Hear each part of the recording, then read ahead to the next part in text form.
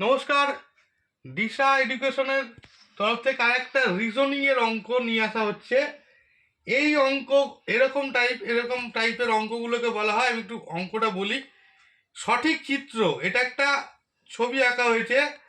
সঠিক চিত্র কোনটি? যেটি বই, বাংলা বই এবং উপন্যাসকে নির্দেশ করে। এরকম ধরনের অঙ্কগুলোকে আমরা বলে থাকি ভেন ডায়াগ্রামের অঙ্ক। VENN diagram, DIAGRAM।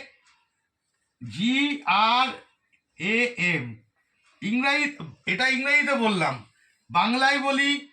বাংলায় এটাকে বলা হয় ভেন রেখাচিত্রের অঙ্ক।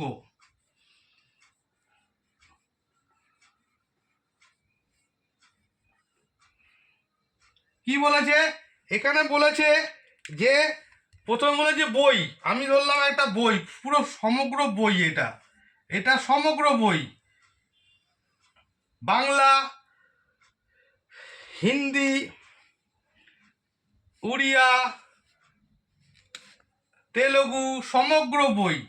তার ভেতরে এইটুকুনি অংশ হলো বাংলা বই, শুধুমাত্র বাংলা বই, এইটুকুনি অংশ। লিখছি বাংলা বই।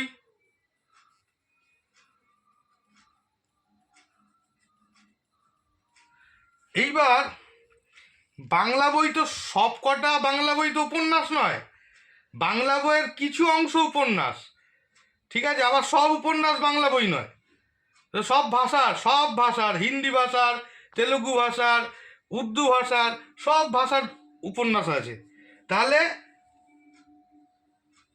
উপন্যাসের কিছুটা অংশ বাংলা, তার মানে এইটা হলো উপন্যাস।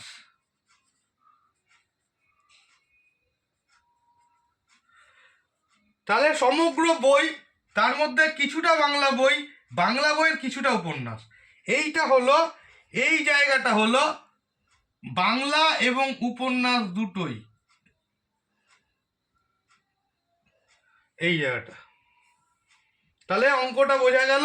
এই অঙ্কগুলোকে বলা হয় ভেন ডায়াগ্রামের অঙ্ক, ভেন রেখাচিত্র। এখানে উত্তর হবে